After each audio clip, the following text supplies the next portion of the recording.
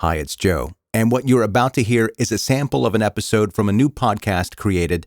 Now, if you like it, it vibes with what you're looking for in a true crime podcast, go over and subscribe to the new one.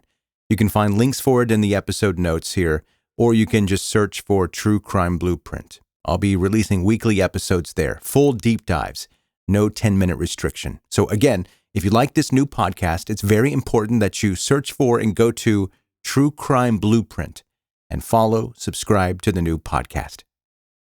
Three little boys went into the woods one afternoon in West Memphis, Arkansas, and they never came back out. 3 teenagers went to prison for it. 18 years later, those teenagers walked free as convicted murderers who pled guilty. They say they didn't do it, and the DNA in this case may point to someone else entirely. This is True Crime Blueprint.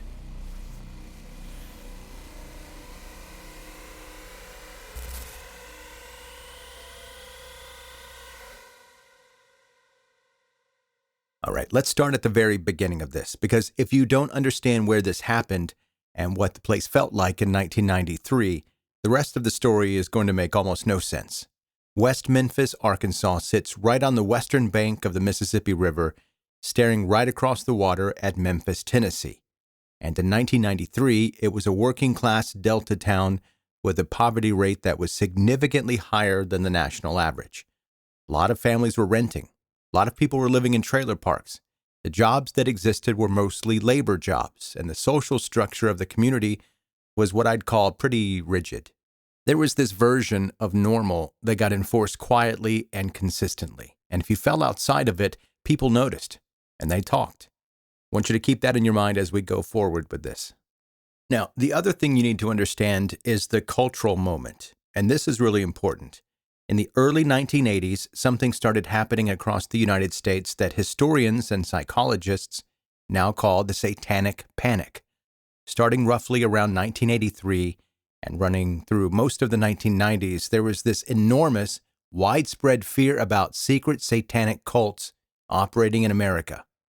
Those daytime talk shows like Donahue and even Oprah back then would have these Satanists on there, and it was a big thing. People talked about it all the time. Being a child of the 80s, it was something that I thought was going to be a big deal when I grew up. I'm going to have to deal with Satanists when I became a grown-up. They're everywhere. The idea was that networks of devil worshippers were hiding in plain sight, abusing children, conducting rituals, and that it was everywhere. Like I said, daytime talk shows were full of people claiming they'd survived these cults. Books were published. Actual congressional hearings happened over this. It wasn't a fringe thing, it was mainstream American anxiety.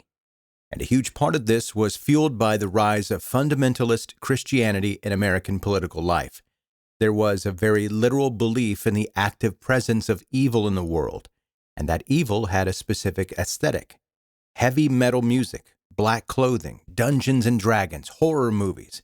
If it looked or felt edgy by conservative small-town standards, it was getting flagged as a potential gateway to the occult. Now take that cultural moment, drop it into a small, economically struggling Delta town, and then we have 3 little boys get murdered in a horrific way that no one in the community saw coming. And what do you think happens? People need an explanation. They need it fast, and they need it to make sense. And the explanation that presented itself was the one the entire culture had spent the last decade building for them. That's the environment. 3 8-year-old little boys. Let me tell you who they were. Steve Branch went by Stevie. He was a small kid, blonde-haired, lived with his mom, Pamela Hicks, and his stepfather, Terry Hobbs. He was a second grader at Weaver Elementary. His friends say he was funny and a little mischievous, the way that most 8-year-old boys tend to be. Christopher Byers was the adopted son of John Mark Byers and Melissa Defer. He was one of those kids who still fully believed in Santa Claus and the Easter Bunny at 8 years old. Just a regular kid in every sense of the word. Michael Moore was sort of the leader of the 3 of them, and at least by reputation he was. He loved his Boy Scout uniform so much that he wore it on days that there wasn't even a scout meeting. He didn't have Boy Scout things going on, but he loved the uniform and loved being a part of the Scouts so much that he kept the uniform on. He was just proud of it. His parents, Todd and Dana Moore, described him as a gentle kid who cared a lot about doing things the right way. All three were honor students. All three had recently made the rank of Wolf in their Cub Scout pack. They were, by every account, good kids from families who loved them. One afternoon, on May 5th, they were seen riding their bikes together in their West Memphis neighborhood. That was the last time any of them were seen alive. The search started that evening. They found the bodies the following afternoon, May 6th, in a drainage ditch in a wooded area in the neighborhood kids called Robin Hood Hills. A juvenile parole officer named Steve Jones spotted a child's shoe floating in the water. What they found after that was devastating. All three boys had been stripped of their clothing.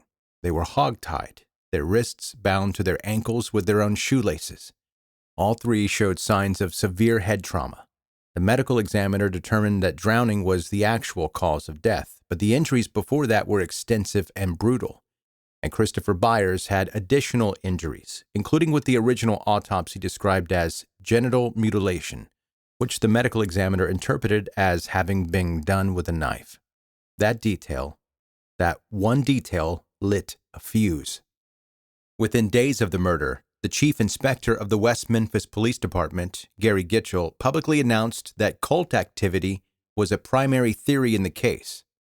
Not a lead they were pursuing quietly, a public statement. Once you say that out loud, in this particular town, in this particular moment in American culture, you have fundamentally changed the nature of your investigation. Because a search for whoever killed these three boys starts with evidence and builds a case from there. A search for satanic cults starts with the conclusion already written and works backward to fill in the blanks. Those are fundamentally different investigations, and the one West Memphis launched was the second kind. There was also a specific person on the county's radar who seemed to fit the profile they were already building. His name was Damien Echols. Damien Echols was 18 years old in 1993. He had not had an easy childhood. He was born Michael Wayne Hutchinson in December of 1974, and his parents divorced when he was 8. He moved around constantly, attending 8 different schools before he was 10 years old. He eventually took the last name of his stepfather and became Damien Wayne Echols. By the time the murders happened, he was a high school dropout living in West Memphis. And Damien Echols did not look like everyone else in West Memphis, Arkansas. He wore long black trench coats year-round. He listened to heavy metal. He had expressed an interest in Wicca and ceremonial magic. He wrote brooding poetry and drew what people described as disturbing imagery in his notebooks. Now, to most people listening to this in 2026, it probably sounds like a typical artsy teenager who is into things his community didn't understand. But in West Memphis, in 1993, after the Satanic Panic had been running for a decade, that description made him an immediate suspect in the minds of local law enforcement. There was also a history that made him harder to dismiss. Echols had been hospitalized in 1992 at Charter Hospital in Little Rock for major depressional and suicidal ideation. He had a diagnosed nonspecific psychotic disorder. He'd been on the radar of the county juvenile probation officer, Jerry Driver, who was personally convinced that a satanic cult was operating in the area and that Echols was its leader. Echols had reportedly made statements to people about violent and occult subjects, though later accounts suggest that he was at least in part deliberately building a reputation for himself, which is a thing troubled teenagers have done throughout human history. The psychiatric history was real.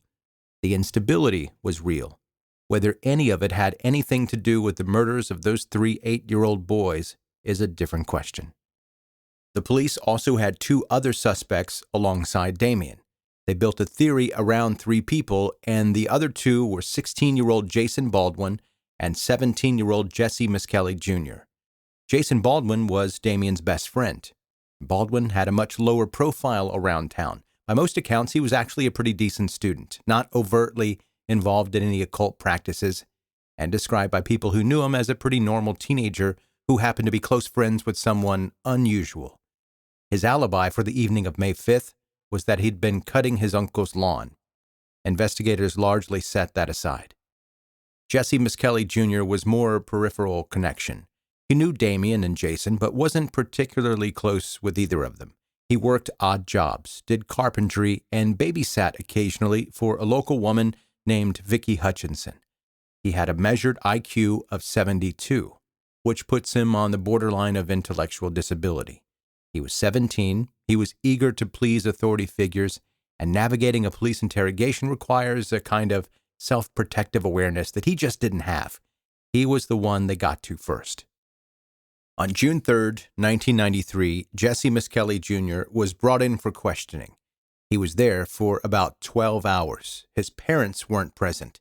An attorney wasn't present. And of those 12 hours...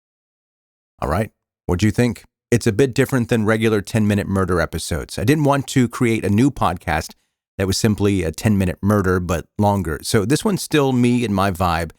Actually, it's probably much more me because I'm not limited by time constraints. So please, right now, go and follow True Crime Blueprint wherever you're listening to this episode. That's super important for the show to grow like 10-minute murder has grown. Hey, Joe, question. Will you still be doing 10-minute murder? Answer. Absolutely, I will. 10-minute murder has been and always will be the main podcast for me into the foreseeable future. So I'm not slowing down, or that podcast isn't going to go anywhere. So don't worry about that. Thank you for listening to both podcasts. Now, go and subscribe, and I'll see you next time.